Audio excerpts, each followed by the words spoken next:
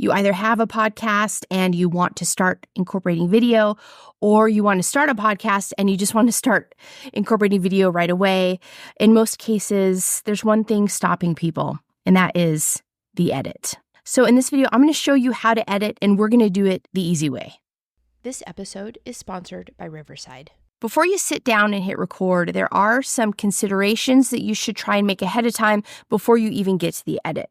And the reason why is because, well, by the time you get to the edit, you have everything that you need so that the edit will be simpler.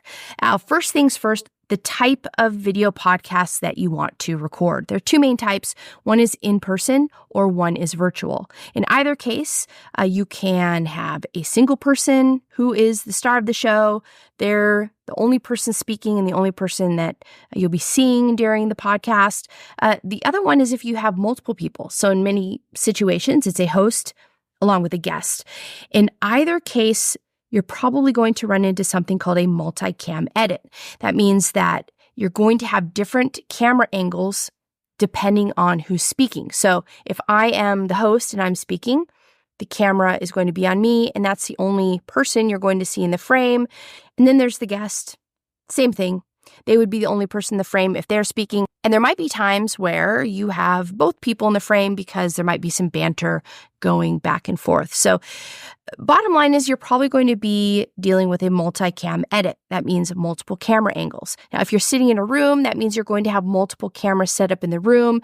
If you're recording virtually, then each person is looking into a camera of some sort during the interview. So you do have multiple camera angles that you're going to be dealing with in the edit.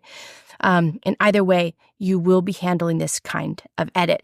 The other thing you want to consider is at the end of the day, the final deliverable is that you want to have great looking video. You definitely want your audio to be sounding nice and crisp and clean. It is a podcast after all. I'm under the opinion that your audio should still be your top priority, even if you are doing a video podcast.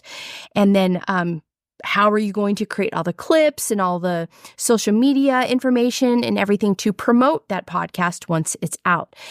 These are the considerations to make ahead of time, and still stick with me because the tool I'm going to share with you today and the editing method I'm going to share with you today is going to be able to do all of these things. Riverside is the tool we're going to cover today. Now, I use this tool all the time when I'm recording virtual podcasts, even in-person podcasts. So there's two different things to think about. First, if you record directly in Riverside, and this is just like any type of video conference call that you do in a meeting, is everybody logs into one environment. In this case, it's Riverside, and you can record all of the different camera angles or the people that are going to appear on your podcast.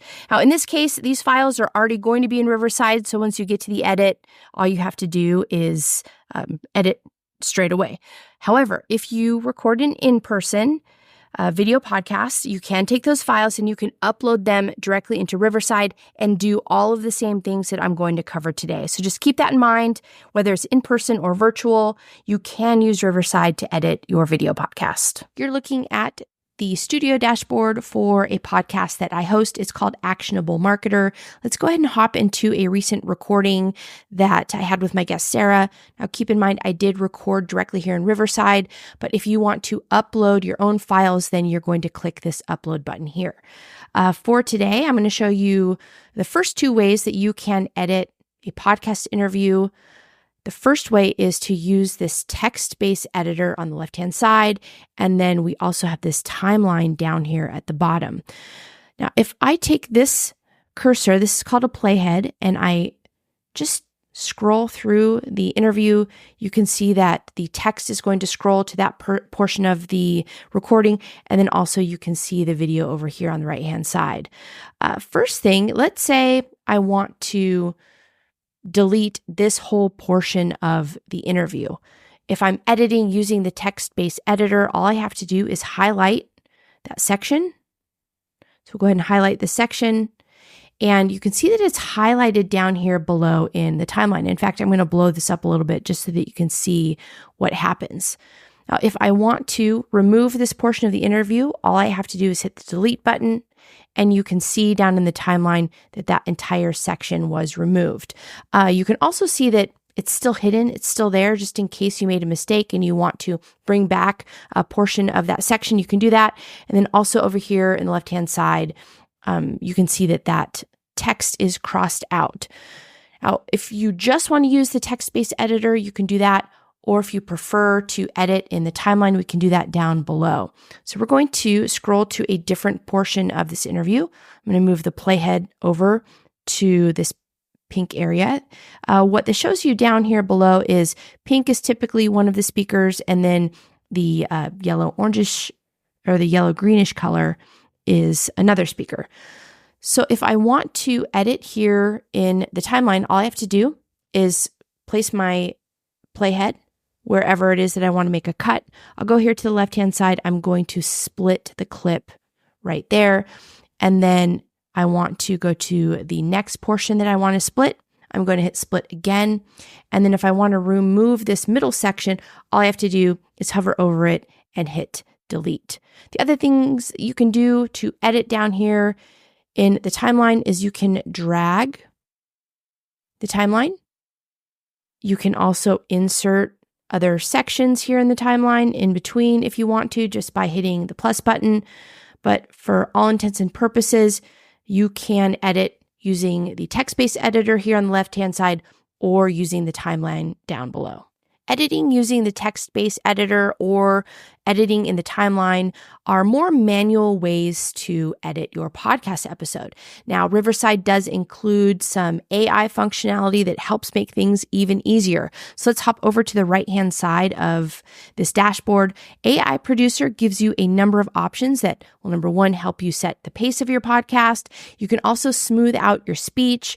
Magic Mute will mute the person's audio who's not speaking at that particular time and really clean up your audio. And then we have Magic Audio, which is going to go in and it's going to optimize your audio and make it sound nice and crisp and clear. Now, if the text-based editor and the timeline editor are a little intimidating, there is an even easier way to go in and edit your podcast. So after you run through all of your AI Producer functionality, you can go into Layout, and you're going to go into Smart Scenes. Now, once you click on Smart Scenes, Riverside is just going to do its thing. It's going to run through your podcast episode, and it's going to make cuts for you. This is going to do things like if one person is speaking, it'll just show that one person speaking at that moment in time. And here is an example of what that looks like. And then the other thing is if two people are speaking at the same time, it's going to do a side-by-side shot of the two people who are in the interview. Now, if you have more people in your interview and you recorded here in Riverside or on your own in person, then it'll automatically do that cut for you. Now, I do recommend that after you have Riverside generate this AI edit for you, then you can run through and you can make manual edits using the text-based editor. You can also edit down here in the timeline and make any switches that you want to make in this editing tool before you finalize your episode.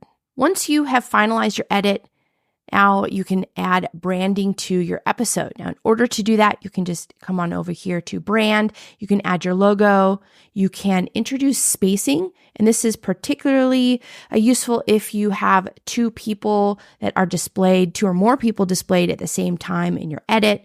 You can make rounded corners. You can see that this switches to rounded corners. You can do square corners, and you can also change the background. Now, right now, the background is black, but what you can do is make that background any color you'd like. You can create your own designs and upload them here to really make your branding shine. But this is what you can apply that will really set your podcast apart from others. Now that all your branding is applied, the last step is just to export your episode, and you just click this export button up here on the right-hand side. Finalizing your podcast episode isn't where things stop here in Riverside. So once you share your episode, you want to do everything you can to promote it. So let's go back to the dashboard. This probably looks familiar. We looked at this before we clicked in to edit the episode, but let's scroll down here and see what else is available.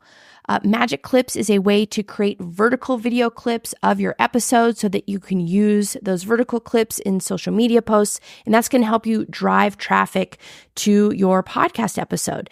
All you have to do is generate clips right here. We're going to let Riverside do its thing and generate those clips. And while it's doing that, I do want to share that if the editing details that I went over in this video so far are feeling overwhelming, you can have Riverside edit your entire episode. All you have to do is generate the episode right here, and any draft edits are going to appear here in this episode-specific dashboard. The other thing with it I'm going to show you while we are creating these magic clips are show notes. So let's go ahead and click into show notes while those magic clips are generating. And what Riverside does is it's going to transcribe your episode and it's going to clean everything up into show notes. So you can use these to insert into your description for your podcast episode on whatever platform you're using. You can also use it in YouTube. And if you are creating a blog post for your episode, this is helpful as well. It'll outline takeaways, it'll give you keywords, titles, and even importantly, it's going to give you chapter markers. This is a great way to let people know where they can advance in your episode to get to a certain section. I use these chapter markers when I'm uploading to YouTube, and that way people can just click through their episode to whatever it is that they want to tune into. As we go back to the episode dashboard, let's see what's going on with magic clips. And you can see that I have a number of magic clips created right here for me in Riverside. So if I go into edit, there are a number of additional items that you want to take advantage of. You can see that this has created clips. I can edit and even trim this down even more if I want using the text-based editor and the timeline down below. But here's one thing you definitely want to do is add captions. So if you hit captions on the right-hand side, you can select the style of the captions that you'd like for this video. This is going to auto-generate these captions for you. You can resize them here so that they appear however large you want them to appear. You can make all sorts of different changes right in here. You can resize, you can reposition on your video. And then once you're all set there, all you have to do is export this clip and you can use this in a social media post, again, to promote your podcast. Now, everything is edited and ready to distribute. Now, if you already have a podcast, you're probably already distributing that podcast somewhere. So in that case, you'll want to upload the audio version of your podcast to wherever you're distributing. But you do want to take an extra step, and that is to also upload it to YouTube. Now, if you don't have a podcast already, I suggest that you upload to YouTube as well. There is a way to create a podcast list. And you definitely want to add that designation so that YouTube recognizes your videos as a podcast.